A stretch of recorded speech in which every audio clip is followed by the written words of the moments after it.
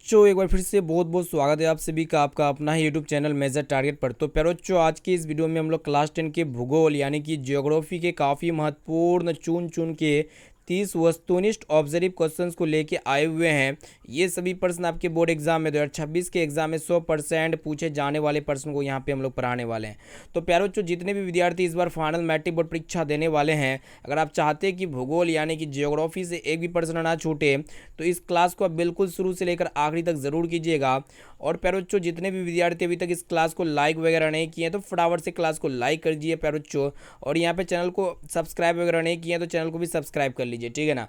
और जितने भी विद्यार्थी अभी तक हमारे व्हाट्सएप ग्रुप में नहीं जुड़े हैं तो फटाफट से आप मेरा व्हाट्सएप नंबर लीजिए प्यारे बच्चों। मेरा व्हाट्सएप नंबर है 6206076569। इस नंबर को आप सेव कीजिए। आप बोले कि सर हमें व्हाट्सएप ग्रुप में जोड़ दीजिए, तो हम जो है ना आपको व्हाट्सएप ग्रुप में जोड़ देंगे, ठीक है। ये क्लास काफ़ी महत्वपूर्ण है। इस क्लास में हम लोग ऐसे ऐसे क्वेश्चंस को देखेंगे जो आपके बोर्ड एग्जाम में गत वर्ष में 10 बार से भी ज़्यादा बार एक एक प्रश्न पूछा जा चुका है और आगामी बोर्ड परीक्षा के लिए अत्यंत ही महत्वपूर्ण है, ठीक है ना।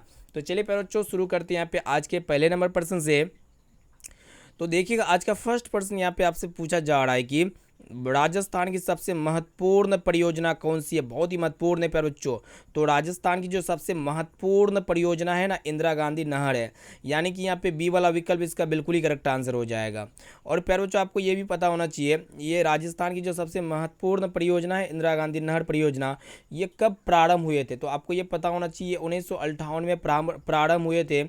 और प्यारे बच्चों, इसका उद्देश्य क्या था? सिंचाई और जल आपूर्ति, ठीक है। इसका उद्देश्य क्या था? सिंचाई और जल आपूर्ति। चलिए देखिए यहाँ पे नेक्स्ट क्वेश्चन यहाँ पे क्या करा है कि यहाँ पे आपसे पूछा जा रहा है कि उड़ीसा के महाद्वीप पर विकसित परियोजना कौन सी है। तो उड़ीसा के महानदी पर विकसित जो परियोजना है ना प्यारे बच्चों, कौन सी परियोजना है? हीराकुंड परियोजना है, ठीक है। और प्यारे बच्चों, ये किस राज्य में है? तो ये हीराकुंड परियोजना किस राज्य में है? तो उड़ीसा राज्य में है। आपको ये पता होना चाहिए। प्यारे बच्चों, भारत का जो सबसे लंबा बांध कौन सा है? तो मतलब हीराकुंड बांध है। इसे आपको याद होना चाहिए, आपके एग्जाम में बरोबर पूछ लिया था प्रश्न। आइए देखिए यहाँ पे नेक्स्ट क्वेश्चन यहाँ पे आपसे पूछा जा रहा है कि संसार का सबसे कीमती संसाधन क्या है। तो संसार का जो सबसे कीमती संसाधन है ना प्यारे बच्चों, क्या है? खनिज है। और खनिज में क्या क्या आते हैं आपको पता होना चाहिए। पेट्रोलियम में तेल, पेट्रोलियम क्या क्या? केरोसिन हो गया, पेट्रोल हो गया, डीजल हो गया, एलपीजी हो गया, सीएनजी हो गया। ये सब क्या आती है प्यारे बच्चों? खनिज के अंतर्गत आते हैं, ठीक है। आपको ये चीज़ पता होना चाहिए, आपके एग्जाम में प्रश्न पूछ लिए आते हैं। अब चलिए प्यारे बच्चों, देखते हैं यहाँ पे नेक्स्ट क्वेश्चन की तरफ बढ़ चलते हैं। एक एक क्वेश्चन अत्यंत ही महत्वपूर्ण है, आपके बोर्ड एग्जाम में 100% पूछे जाने वाले प्रश्न यहाँ पे हम लोग क्लास में देख रहे हैं। तो यहाँ पे देखिएगा क्या करा है कि 1997 में पृथ्वी को ग्लोबल वार्मिंग से बचाने के लिए कौन सा जगह पर सम्मेलन आयोजित हुई थी। बहुत ही महत्वपूर्ण है। तो बताइए प्यारे बच्चों, यहाँ पे 1997 में जो पृथ्वी को ग्लोबल वार्मिंग से बचाने के लिए कौन सी जगह सम्मेलन हुई थी। तो यहाँ पे आपको पता होना चाहिए कहाँ कौन सी जगह हुई थी प्यारे बच्चों? क्योटो प्रोटोकॉल में हुई थी, आपको पता होना चाहिए। और ये जो क्योटो प्रोटोकॉल है ना प्यारे बच्चों, ये किस देश में है? तो जापान देश में है। ये आपके एग्जाम में प्रश्न पूछ लिए आते हैं, आपको पता होना चाहिए, ठीक है। और प्यारे बच्चों, इसका उद्देश्य क्या था? इसका उद्देश्य क्या था? ग्रीन हाउस गैसों को कम करने का उद्देश्य था, ठीक है। अब आइए देखिए यहाँ पे अगला प्रश्न यहाँ पे आपसे पूछा जा रहा है कि प्रथम पृथ्वी सम्मेलन में कितने देशों के प्रतिनिधियों का भाग लिया था, ठीक है। तो प्रथम पृथ्वी सम्मेलन जो हुआ था ना, कितने देश प्रतिनिधियों में भाग लिया था? तो 178 देश प्रतिनिधियों में भाग लिया था। और ये प्रथम पृथ्वी सम्मेलन जो हुआ था ना प्यारे बच्चों, कब हुआ था? तो आपको ये भी पता होना चाहिए, 1992 में हुआ था। आपके एग्जाम में प्रश्न पूछ लिए आते हैं। अब आइए प्यारे बच्चों, देखते हैं यहाँ पे नेक्स्ट क्वेश्चन यहाँ पे आपसे पूछा जा रहा है कि पंजाब में भूमि निम्नीकरण का मुख्य कारण क्या है। ये भी प्रश्न आपके एग्जाम में 100% पूछे जाने की काफ़ी संभावना जताई जा रही है, ठीक है। तो पंजाब में भूमि निम्नीकरण का जो मुख्य कारण होते ना, क्या होते? अधिक सिंचाई होते। क्या होते प्यारे बच्चों? अधिक सिंचाई होते हैं। यानी कि यहाँ पे डी वाला ऑप्शन बिल्कुल ही करेक्ट आंसर हो जाएगा। आपके एग्जाम के लिए बहुत ही महत्वपूर्ण प्रश्न है, इसको अच्छी तरीके से याद कर लीजिएगा प्यारे बच्चों। अब चलिए देखते हैं यहाँ पे नेक्स्ट क्वेश्चन। यहाँ पे देखिएगा प्रश्न ये करा है कि आपसे पूछा जा रहा है कि सोपानी कृषि किस राज्य में प्रचलित है। तो प्यारे बच्चों, ये सोपानी कृषि जो है ना उत्तराखंड राज्य में प्रचलित है। और ये कहाँ पे होती है सोपानी कृषि? तो आपको ये भी पता होना चाहिए ना, पर्वतीय क्षेत्रों में सोपानी कृषि की जाती है, ठीक है। इसको अच्छी तरीके से याद रखिएगा। और पर्वतीय क्षेत्र कहाँ पे? उत्तराखंड में है। इसको अच्छी तरीके से याद रखिएगा, ठीक है। चलिए देखते हैं यहाँ पे नेक्स्ट क्वेश्चन की तरफ बढ़ चलते हैं। आइए देखिए यहाँ पे अगला प्रश्न यहाँ पे आपसे पूछा जा रहा है कि मरुस्थलीय मृदा का विस्तार निम्न में से कहाँ है। अत्यंत ही महत्वपूर्ण है। तो प्यारे बच्चों, ये मरुस्थलीय मृदा का जो विस्तार है ना, कहाँ पे है? तो राजस्थान राज्य में है, ठीक है। आपको ये चीज़ पता होना चाहिए, ठीक है। और प्यारे बच्चों, इसमें कौन कौन सी फसलें उगाई जाती है मरुस्थलीय मृदा में? तो देखिएगा बाजरा हो गया, मूंगफली हो गया, ये सब फसलें उगाई जाती हैं मरुस्थलीय मृदा में। आइए देखिए यहाँ पे अगला प्रश्न क्या करा कि मेढक के प्रजनन को नष्ट करने वाला रसायन कौन सा होते हैं। तो प्यारे बच्चों, मेढक के जो प्रजनन होते हैं ना, इसको नष्ट करने वाला जो केमिकल होते हैं, रसायन होते हैं, कौन सा होता है, एंड्रीन होता है। आपको ये चीज़ पता होना चाहिए। और प्यारे बच्चों, ये किस श्रेणी का रसायन है, तो ये कीटनाशक श्रेणी का रसायन आपको पता होना चाहिए। हम लोग क्या करते हैं कि अगर यहाँ पे खेत वगैरह में जंगल वगैरह हो जाता है या फिर कीट हो जाता है ज़्यादातर, सॉरी खरपतवार तो अलग होता है, खरपतवार नाशक अलग होता है, लेकिन अगर हमारे खेत में, आपके खेत में कीट वगैरह हो जाता है, यहाँ पे किसी में कीट पकड़ लेता है और धीरे धीरे फसल खराब होने लगती है, तो हम लोग क्या करते हैं पर जो कीटनाशक का छिड़काव करते हैं। और इससे क्या होता है, जो मेढक होते हैं ना वो मर जाता है। ठीक है, मेढक कहाँ पे रहते हैं, पानी में तो रहते ही हैं। ठीक है, वो मर जाते हैं और मेढक के साथ साथ जो कीट होते हैं वो भी मर जाते हैं। अब आइए पर बच्चों देखते हैं यहाँ पे नेक्स्ट क्वेश्चन यहाँ पे आपसे पूछा जा रहा है, प्रश्न काफ़ी महत्वपूर्ण है। यहाँ पे आपको बताना है कि काली मृदा का दूसरा नाम क्या है। तो काली मृदा का दूसरा नाम क्या होता है, ये पता होना चाहिए। रेगुर मृदा होता है। क्या होता है पर बच्चों, रेगुर मृदा होता है। और देखिएगा ये रेगुर मृदा यानी कि काली मिट्टी जो होती है, इसमें कौन सी फसल मतलब उपयुक्त की जाती है, मतलब कौन सी फसल यहाँ पे उगाई जाती है। तो कपास की खेती होती है काली मिट्टी में, आपको पता होना चाहिए। और ये कहाँ पे मिलती है, गुजरात में मिलती है, महाराष्ट्र में मिलती है, मध्य प्रदेश में मिलती है। ये सारी चीज़ को आपको पता होना चाहिए, तभी यहाँ पे आप 480 मार्क्स ला पाएंगे। ऐसे नहीं होगा प्यारे बच्चों, यहाँ पे क्लास को आपको डेली करना है। यहाँ पे देखिएगा अगला प्रश्न यहाँ पे आपसे पूछा जा रहा है कि भारतीय कृषि राष्ट्रीय उत्पादन में योगदान है। तो भारतीय कृषि राष्ट्रीय उत्पाद में योगदान कितना प्रतिशत है, आपको पता होना चाहिए। तो 22% है। ठीक है, यहाँ पे ए वाला विकल्प बिल्कुल ही करेक्ट आंसर हो जाएगा। आपके एग्जाम में प्रश्न काफ़ी महत्वपूर्ण है। और प्यारे बच्चों, आपके एग्जाम में एक प्रश्न ये भी पूछे जाते हैं कि कृषि में कितने प्रतिशत लोग संलग्न है। तो 80% लोग जो ना प्यारे बच्चों क्या है, संलग्न है। इसको अच्छी तरीके से याद रखिएगा। चलिए देखिए यहाँ पे नेक्स्ट क्वेश्चन यहाँ पे आपसे पूछा जा रहा है कि वृहद क्षेत्र में जल की उपस्थिति के कारण ही पृथ्वी को हम लोग क्या कहते हैं। तो वृहद क्षेत्र में जल की उपस्थिति के कारण ही पृथ्वी को क्या कहा जाता है, नीला ग्रह कहा जाता है। प्यारे बच्चों, आपको पता होना चाहिए। ऐसे भी अगर हम लोग पृथ्वी से यहाँ पे अगर हम लोग जमीन से हम लोग अति देखते हैं, क्या बोलता है, अंतरिक्ष को देखते हैं, तो हमें कैसा दिखाई देता है, आसमान का कलर नीला दिखाई देता है। ठीक है, तो इसको भी आप याद रखिएगा। और पृथ्वी की मतलब पृथ्वी का जो सतह होता है ना बच्चों, पृथ्वी का जो सतह, ये पृथ्वी हो गया। ठीक है, पृथ्वी का जो सतह होता है 71% हिस्सा क्या होता है बच्चों, जल से होता है। मतलब 71% बोले तो यहाँ से ये वाला 71% हो गया हिस्सा, ये जल से ढका हुआ है। और बाकी जो होते हैं जो 29% हिस्सा क्या है, केवल स्थल है। और यही 29% हिस्सा में हम लोग रहते हैं। तो सोच सकते हैं कि पृथ्वी पर कितना भाग पानी है, तो 1/3 भाग पानी होता है, आपको तो पता होना चाहिए। ठीक है, चलिए देखिए यहाँ पे नेक्स्ट क्वेश्चन की तरफ बढ़ चलते हैं। यहाँ पे एगो प्रश्न और बन सकता है अगर आपसे पूछा जाए कि सबसे बड़ा महासागर कौन सा है। अगर आपसे पूछा जाएगा तो कौन सा महासागर है पर बच्चों सबसे बड़ा, तो प्रशांत महासागर जो है ना सबसे बड़ा, आपको पता होना चाहिए। आइए देखिए यहाँ पे नेक्स्ट क्वेश्चन यहाँ पे आपसे पूछा जा रहा है कि कुल जल का कितना प्रतिशत भाग महासागरों में निहित है। तो प्यारे बच्चों, कुल जल का कितना प्रतिशत भाग महासागरों में निहित है।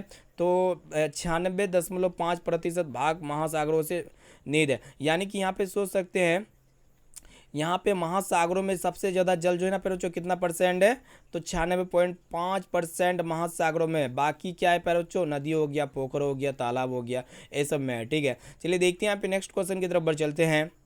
आइए देखिए यहाँ पे अगला प्रश्न देखिएगा क्या कराए कि आपको बताना है, प्रश्न काफ़ी महत्वपूर्ण है प्यारे बच्चों। यहाँ पे देखिएगा कि देश के बांधों को किसने भारत का मंदिर कहा था। बहुत ही महत्वपूर्ण है। इस प्रश्न को यहाँ पे एक भी क्वेश्चन को आपको हल्के में नहीं लेना है, क्लास को शुरू से लेकर आखिरी तक करते हुए जाना है प्यारे बच्चों। ठीक है, बहुत बच्चा क्या करते हैं, क्लास में आते फिर भाग जाते हैं। ठीक है, तो ऐसा आपको नहीं करना है, क्लास को शुरू से लेकर आखिरी तक करना है। ठीक है, तो अगर पढ़ाई करना है तो पढ़ाई मन से कीजिएगा, तभी तो यहाँ पे अच्छा नंबर आएगा। पर बच्चों 480 प्लस मार्क्स ऐसे नहीं आता है। तो यहाँ पे आपको रेगुलर क्लास करना है और जो भी हम कॉन्सेप्ट आपको बताते हैं, जो भी क्वेश्चंस बताते हैं, उसको याद भी करना है, उसको नोट्स भी करना है।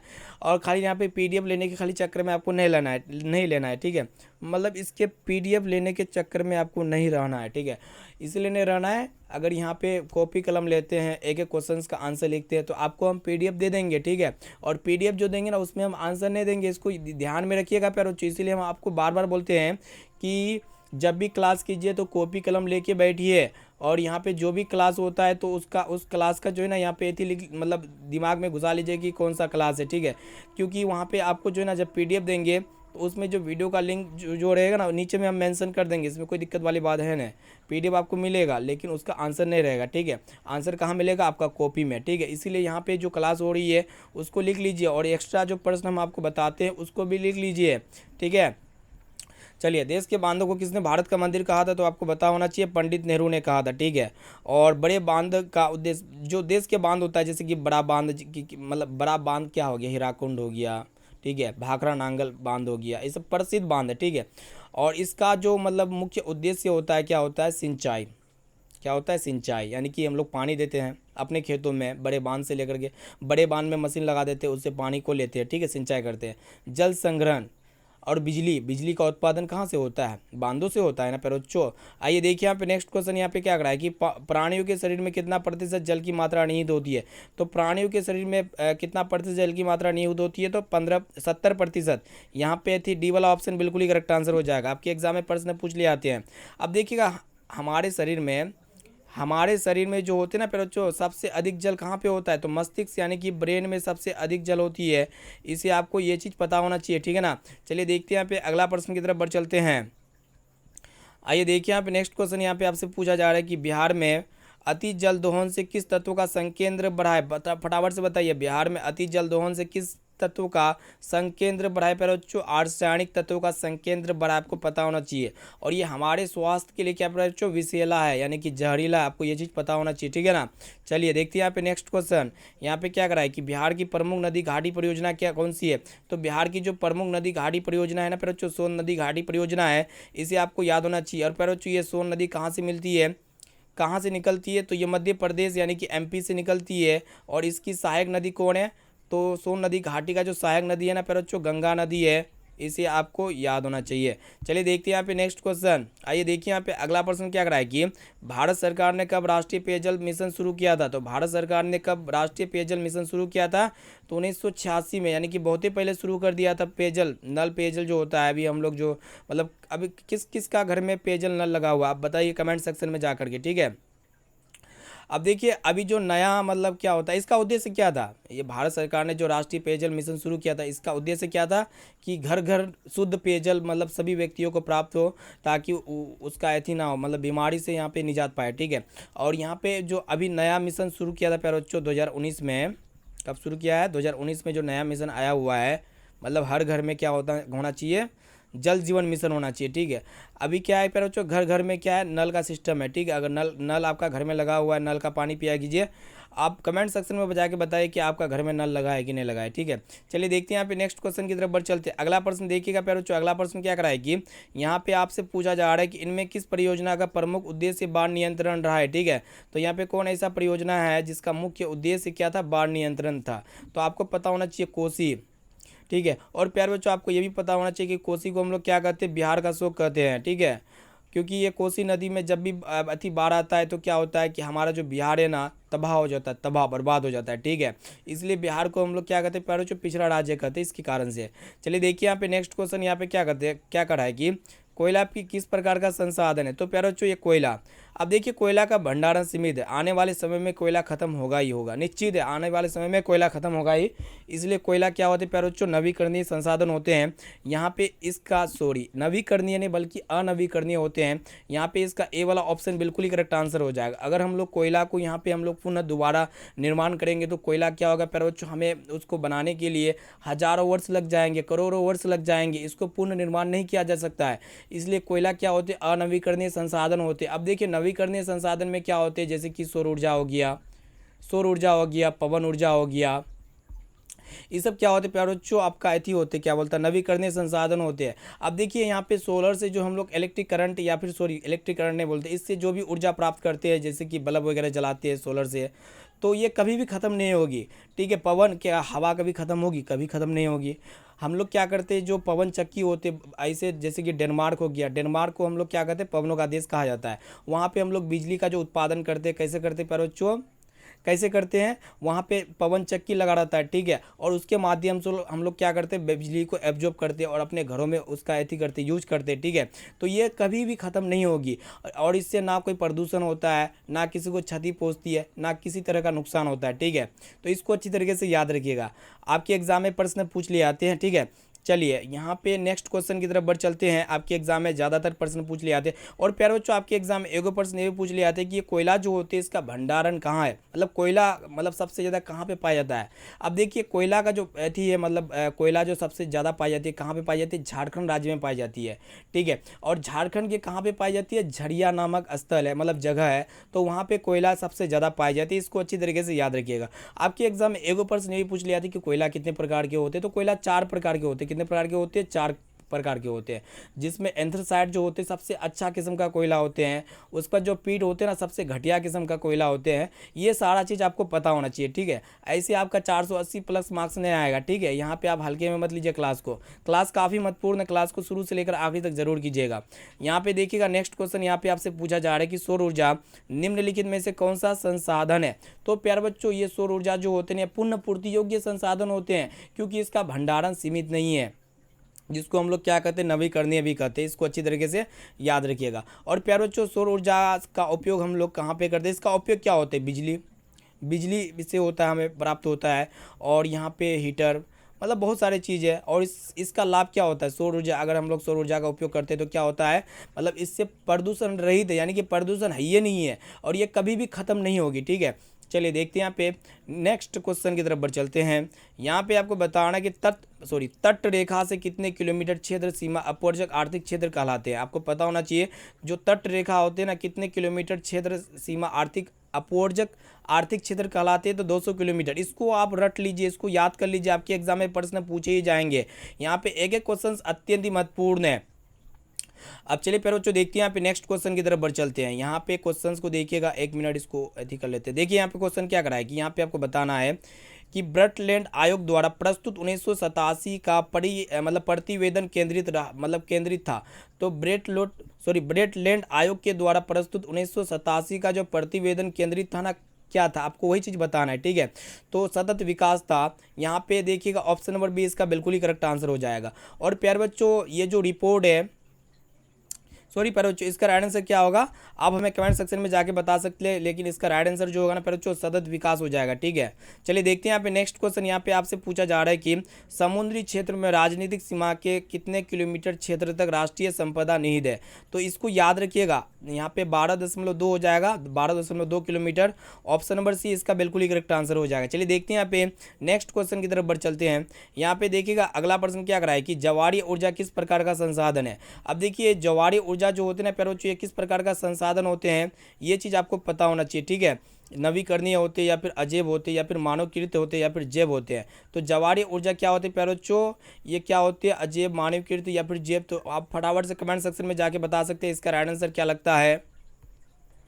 तो प्यारे बच्चों ये जो ज्वारीय ऊर्जा होते हैं ना, इसका उपयोग हम लोग किसके लिए करते हैं, विद्युत का उत्पादन के लिए करते हैं, ठीक है। आपको ये पता होना चाहिए, यानी कि ये क्या होते हैं, मतलब ये नवीकरणीय होते हैं, यानी कि इसका ए वाला ऑप्शन बिल्कुल ही करेक्ट आंसर हो जाएगा। अब आइए प्यारे बच्चों देखते हैं यहाँ पे अगला प्रश्न। यहाँ पे आपसे पूछा जा रहा है कि यहाँ पे आपसे क्या पूछा जा रहा है कि निम्नलिखित प्राकृतिक संपदाओं में किसका भंडारण सीमित है। तो हम आपको चिल्ला के बार बार बताते हैं, ये जो कोयला होते हैं ना इसका भंडारण सीमित है, यानी कि आने वाले समय में समाप्त हो जाएगी। क्या कभी मिट्टी समाप्त होगी, नहीं होगी। क्या कभी हवा समाप्त होगी, नहीं होगी। सौर शक्ति कभी समाप्त होगी, नहीं होगी। इसीलिए ये तीनों जो होती है ये क्या होते हैं प्यारे बच्चों, नवीकरणीय होते हैं। लेकिन ये कोयला जो होते हैं ये क्या होते हैं, अनवीकरणीय होते हैं, क्योंकि इनका भंडारण सीमित है, ठीक है। चलिए देखिए यहाँ पे नेक्स्ट क्वेश्चन यहाँ पे आपसे पूछा जा रहा है कि इनमें काली मृदा का क्षेत्र कौन सा है। अब देखिए काली मिट्टी कहाँ पे पाई जाती है, ठीक है। काली मिट्टी में हम लोग क्या करते हैं, कपास का उत्पादन इसमें किया जाता है काली मिट्टी में। तो काली मिट्टी जो है ना प्यारे बच्चों किस राज्य में सबसे पाई जाती है। तो यहाँ पे महाराष्ट्र में जो होती है ना प्यारे बच्चों काली मिट्टी पाई जाती है। गुजरात में तो पाया जाता ही है, और इनके साथ साथ महाराष्ट्र में भी पाई जाती है। और इस मिट्टी को हम लोग क्या कहते हैं प्यारे बच्चों, काली मिट्टी को रेगुर मिट्टी भी कहते हैं। क्या कहते हैं, रेगुर मिट्टी भी कहते हैं। इसको अच्छी तरीके से याद रखिएगा, ठीक है। ये प्रश्न आपके एग्जाम के लिए बहुत ही महत्वपूर्ण है। और प्यारे बच्चों ये जो कपास होते हैं, काली मिट्टी में कपास की खेती की जाती है, और कपास को हम लोग क्या कहते हैं प्यारे बच्चों, सफ़ेद सोना भी कहते हैं। क्या कहते हैं, सफ़ेद सोना भी कहते हैं, या फिर उजला सोना भी कहते हैं। इसको अच्छी तरीके से याद रखिएगा। आपके एग्जाम में एक एक प्रश्न यहाँ पे जो भी प्रश्न हम यहाँ पे सम्मिलित किए हुए हैं, एक एक प्रश्न आपके एग्जाम में 10 बार से भी ज़्यादा बार पूछा जा चुका है, ठीक है।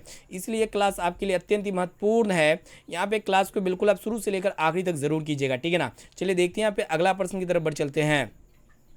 अब आइए प्यारे बच्चों देखते हैं यहाँ पे नेक्स्ट क्वेश्चन। यहाँ पे आपसे पूछा जा रहा है कि कपास की खेती के लिए सर्वोत्तम मिट्टी कौन सी होती है। तो वही प्रश्न है प्यारे बच्चों, कपास की खेती के लिए सबसे बेस्ट सर्वोत्तम मिट्टी जो होती है ना, कौन सी मिट्टी होती है, काली मिट्टी होती है। आपको पता होना चाहिए, ये प्रश्न आपके एग्जाम के लिए बहुत ही महत्वपूर्ण है। अब आइए प्यारे बच्चों देखते हैं यहाँ पे नेक्स्ट क्वेश्चन। यहाँ पे आपको बताना कि खादर मिट्टी किसे कहा जाता है। तो प्यारे बच्चों पुरानी जलोढ़ मिट्टी को क्या कहते हैं, खादर मिट्टी कहते हैं। और इस पुरानी जलोढ़ मिट्टी में कौन कौन सी खेती की जाती है, जैसे कि धान का खेती की जाती है, गेहूं की खेती की जाती है। कौन सी मिट्टी में की जाती है, खादर मिट्टी में, खादर मिट्टी में की जाती है। और ये खादर मिट्टी को हम लोग किस नाम से जानते हैं, पुरानी जलोढ़ मिट्टी के नाम से जानते हैं। ये आपको पता होना चाहिए, ठीक है। और प्यारे बच्चों आपको ये भी पता होना चाहिए, जो धान होते हैं ना प्यारे बच्चों, ये कौन सी फसल होती है, खरीफ फसल होते हैं। कौन सी फसल होती है, खरीफ। और गेहूं जो होते हैं प्यारे बच्चों, कौन सी फसल होते हैं, रबी फसल होते हैं। आपके एग्जाम में प्रश्न बरोबर पूछ ले आते हैं। चलिए देखते हैं यहाँ पे नेक्स्ट क्वेश्चन की तरफ बढ़ चलते हैं। तो प्यारे बच्चों यहाँ पे देखिएगा, प्रश्न एक रहा है कि यहाँ पे आपसे पूछा जा रहा है कि प्रायद्वीपीय भारत की नदी घाटियों में कौन सी मिट्टी मिलती है। तो प्रायद्वीपीय भारत की नदी घाटियों में कौन सी मिट्टी मिलती है, जलोढ़ मिट्टी मिलती है। कौन सी मिट्टी मिलती है प्यारे बच्चों, जलोढ़ मिट्टी मिलती है, या फिर लाल मिट्टी, या फिर सॉरी यहाँ पे प्रायद्वीपीय है, क्या है प्यारे बच्चों, प्रायद्वीपीय भारत की नदी घाटियों में कौन सी मिट्टी मिलती है, लाल मिट्टी मिलती है। यहाँ पे डी वाला विकल्प इसका सही उत्तर हो जाएगा। और ये कहाँ पे पाई जाती है, ये जो लाल मिट्टी पाई जाती है कहाँ पे पाई जाती है, कर्नाटका में पाई जाती है, तेलंगाना में पाई जाती है। और इसमें कौन सी फसल उगाई जाती है, जवार हो गया, मूंगफली हो गया। तो ये सब की फसल जो है ना कहाँ पे अति की जाती है, काली मिट्टी, लाल मिट्टी में की जाती है, ठीक है। चलिए देखते हैं यहाँ पे नेक्स्ट क्वेश्चन। यहाँ पे आपसे पूछा जा रहा है कि गेरीबाल्टी पेशे से क्या था। तो गेरीबाल्टी का पेशा क्या था प्यारे बच्चों, वो नाविक था। गेरीबाल्टी का पेशा क्या था, नाविक था। यानी कि गेरीबाल्टी पेशे से क्या था, नाविक था। आपके एग्जाम में प्रश्न पूछ ले आते हैं। और ये गेरीबाल्टी मतलब किस देश से था, तो ये इटली देश से था। किस देश से था, इटली देश से था। आपके एग्जाम में प्रश्न पूछ ले आते, ठीक है। और ये मतलब किस आंदोलन से जुड़े हुए थे, तो इटली के एकीकरण आंदोलन से जुड़े हुए थे। तो प्यारे बच्चों यहाँ पे हम लोग काफ़ी महत्वपूर्ण है, पूरे भूगोल यानी कि जियोग्राफी का एक एक क्वेश्चन को निचोड़ करके आपके लिए तैयार किए। और ये सभी प्रश्न आपके बोर्ड एग्जाम में 100% 100% पूछ ले जाएंगे, ये मेरा गारंटी है, ठीक है। तो यहाँ पे जितने भी क्वेश्चंस हम आपको बताए, जितने भी क्वेश्चंस पढ़ाए, आप क्या कीजिए कि एक एक क्वेश्चंस का आंसर की लिख लीजिए, या फिर क्वेश्चंस को भी लिख सकते हैं। क्वेश्चंस को लिखने की आवश्यकता नहीं है, क्योंकि इनका PDF आपको मिल जाएगा। कहाँ पे मिलेगा PDF, कहाँ पे मिलेगा PDF, तो मेरा व्हाट्सअप नंबर लीजिए। मेरा व्हाट्सअप नंबर है 6206076569। इस नंबर को आप सेव कीजिए। आप बोले कि सर मैं व्हाट्सअप ग्रुप में जोड़ दीजिए, तो आपको सबसे पहले व्हाट्सअप ग्रुप में जोड़ दिया जाएगा। आपको डायरेक्टली पहले PDF नहीं दिया जाएगा, ठीक है। यहाँ पे हम साफ साफ बोल रहे हैं। तो सबसे पहले आपको व्हाट्सअप ग्रुप में जुड़ना है। और यहाँ पे जो विद्यार्थी रेगुलर क्लास करेगा या करेगी, तो उसको हम लोग PDF देंगे, ठीक है। उसको फ्री में PDF मिल जाएगा, ठीक है। तो प्यारे बच्चों जितने भी विद्यार्थी अभी तक वीडियो को लाइक वगैरह नहीं किया, तो फटाफट से वीडियो को लाइक कर दीजिएगा। चैनल पर नए हैं तो चैनल को सब्सक्राइब कर लीजिएगा। और इनके साथ साथ आप लोग क्या कीजिएगा कि इस वीडियो को अपने दोस्तों तक जरूर शेयर कीजिए। आपके साथ जितने भी संघ साथी इस बार फाइनल मैट्रिक बोर्ड परीक्षा में बैठने वाले हैं 2026 में, तो आपके साथ जितने भी संघ साथी या भाई बहन हो, या फिर कोई भी फ्रेंड हो, या फिर क्लासमेट हो, कोई भी हो, आप अपने दोस्त यार में ऑफलाइन क्लास जाती है तो वहाँ पे चर्चा कीजिए कि मेजर टारगेट पर काफ़ी धमाकेदार तरीके से क्लास किया जाता है। एकदम फ्री में, मुफ्त में यहाँ पे क्लास होती है। आपसे एक भी रुपया पैसा नहीं लिया जाएगा, ठीक है। आपसे एक भी रुपया पैसा नहीं लिया जाएगा, बिल्कुल यहाँ पे फ्री से, यहाँ पे फ्री में आपको क्लास दिया जाएगा, ठीक है। तो यहाँ पे आप लोग क्या कीजिएगा कि इस वीडियो को अपने दोस्तों में शेयर करना है। अगर चैनल पर नए हैं तो चैनल को सब्सक्राइब करना है। अगर वीडियो को लाइक वगैरह नहीं किए तो फटाफट से वीडियो को लाइक करना है। और क्लास का टाइम जिन भी विद्यार्थियों को पता नहीं है तो क्लास का टाइम को नोट कर लीजिए, अपने कॉपी में लिख लीजिए, ठीक है, फ्रंट पेज में लिख लीजिए। तो देखिएगा दोपहर में जो क्लास होती है 1:45 में क्लास होती है। कितना बजे क्लास होती है, 1:45 में। और यहाँ पे जो शाम में क्लास होती है कितना बजे होती है, तो प्यारे बच्चों 8:45 में होती है। और सुबह में जो क्लास होती है प्यारे बच्चों कितना बजे होती है, 6 बजे होती है। कितना बजे होती है, 6 बजे या फिर 6:30 बजे, ठीक है। चलिए यहाँ पे फिर मिलते हैं यहाँ पे अगले क्लास में प्यारे बच्चों। Thank you.